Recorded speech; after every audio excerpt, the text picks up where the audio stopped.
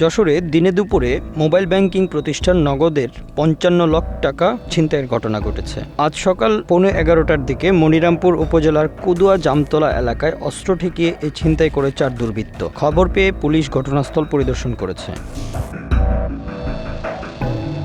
নগদের যশোর শাখার ম্যানেজার রবিউল ইসলাম জানান, তিনি ও অ্যাকাউন্ট অফিসার কাজী মমিনুর ইসলাম প্রাইভেট কার যোগে যশোর থেকে ৫৫ লাখ টাকা তুলে মনিরামপুর উপজেলা অফিসে পৌঁছে দিতে যাচ্ছিলেন। পথিমধ্যে কুয়াদা জামতলা নামক স্থানে পৌঁছালে একটি মোটরসাইকেল তাদের গাড়ির পথ রোধ করে। গাড়িটি রাস্তার নিচে নেমে যায়। এরপরও চালক দ্রুত গাড়ি চালিয়ে যাওয়ার চেষ্টা করলে মোটরসাইকেলটি সামনে এসে পড়ে যায়, এগোতে পারেননি। এরপর ৪ দুর্বৃত্ত প্রাইভেট কারের জানালা ভেঙে ধারালো অস্ত্র দেখিয়ে আঘাত করে এবং টাকার ব্যাগ ছিনিয়ে নিয়ে চলে যায়। এরপর তারা জরুরি সেবা 999-এ ফোন করে ছিনতাইয়ের বিষয়টি পুলিশকে জানালে মনিরামপুরের ওসি সহ সেখানে পুলিশের সদস্যরা উপস্থিত হন। এ বিষয়ে মনিরামপুর থানার ওসি শেখ বাবুলুর রহমান খান জানান, খবর পেয়ে দ্রুত তারা ঘটনাস্থলে যান। নগদের কর্মীদের কথাবার্তা অসংলগ্ন মনে হচ্ছে। তদন্ত শেষ না হওয়া পর্যন্ত এ বিষয়ে কিছুই বলা যাবে না বলে জানান তিনি। একটা মোটরসাইকেল সাইড দিয়ে আসে, আমাদেরকে চাপ দেওয়ার পরে আমরা রাস্তার সাইডে গাড়ি নেমে যাই।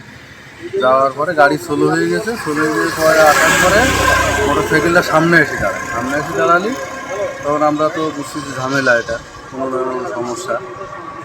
তখন আমি ড্রাইভার সাহেবকে বলি যে গাড়ি টান দেন। গাড়ি টান দেওয়ার পরে সে মোটরসাইকেলের মারি দিয়ে গাড়ি টান দিতে যায়। টান দেওয়ার পরে মোটরসাইকেল সামনে পড়ে যাওয়ার পরে সে আর সামনে আগাতে পারেনি। পিছায় এসে গাড়িটা বের করে নিয়ে চলে যাবো এরকম একটা সে পরিস্থিতি করেছে। করার পরে পিছন থেকে আর দুটো মোটরসাইকেল এসে মনে করে এলোপাতাড়িভাবে গ্লাস ভেঙে তারপরে আমাদেরকে চাকু বের করে ড্রাইভার সাহেবের টুটি মেরে আমার এই যে এখানে চাপুটের উল্টো দিয়ে পিটোচ্ছে অটো দুই পাশে।